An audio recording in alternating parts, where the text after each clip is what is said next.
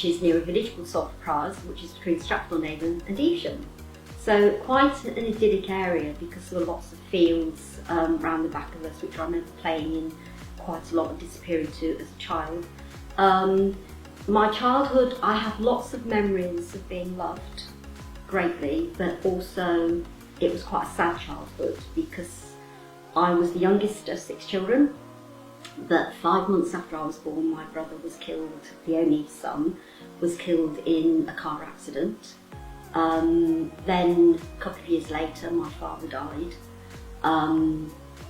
Also my grandfather died very sadly, and my godfather was killed in an accident as well. So there was lots of grief in just the first few years of my life, and so my mum had to be really strong, but there were times when she kind of fell apart.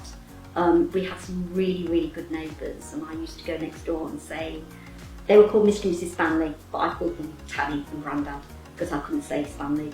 I used to have to go next door and say, Tanny, my mum is crying again, and they used to come and help look after us. So we were loved greatly by mum. I have sort of got some really happy memories, some idyllic memories of disappearing into the country, taking treacle sandwiches and homemade ginger, what's it called? Ginger stuff, the ginger pop. Really happy, but also tinged with lots of sadness as well. And my mum was also very ill when I was 5 years old, and she survived cancer, which is just amazing. I think God was really there. We did a lot of dance at school. We couldn't afford for me to have ballet lessons or anything, but the career teacher mentioned, there's a couple of colleges in London which, you can go and be interviewed at, but we won't get in. And there's one I applied at called the Laban Centre, which at that point was in Addlestone. My sister was managing a pub in Addlestone, and I thought, well, I'll apply because I'm going to see my sister for the weekend, stay in the pub for the weekend. I applied for a teacher training course to do there. Not that I'm really interested in doing teacher training, I just want to do the dance bit.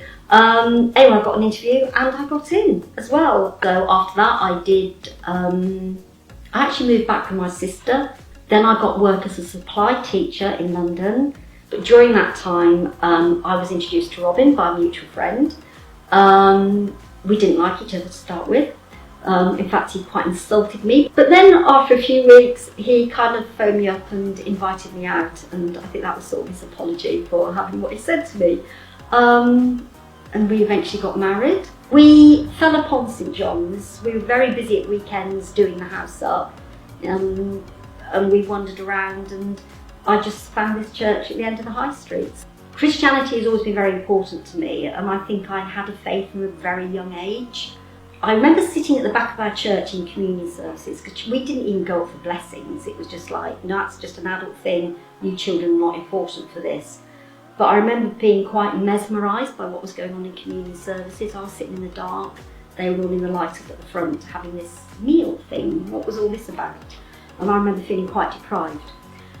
Then there was something happening in the Diocese of Coventry, and there was a huge communion service, and children were invited up for a blessing.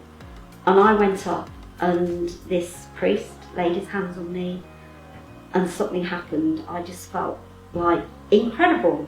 I remember walking back thinking everything was brighter, and I just felt, it's really hard to describe, but it was just a wonderful feeling, and I just felt really special in this whole huge crowd, but actually a really important person. And I thought, God is real. It's not just seeing my mum's faith.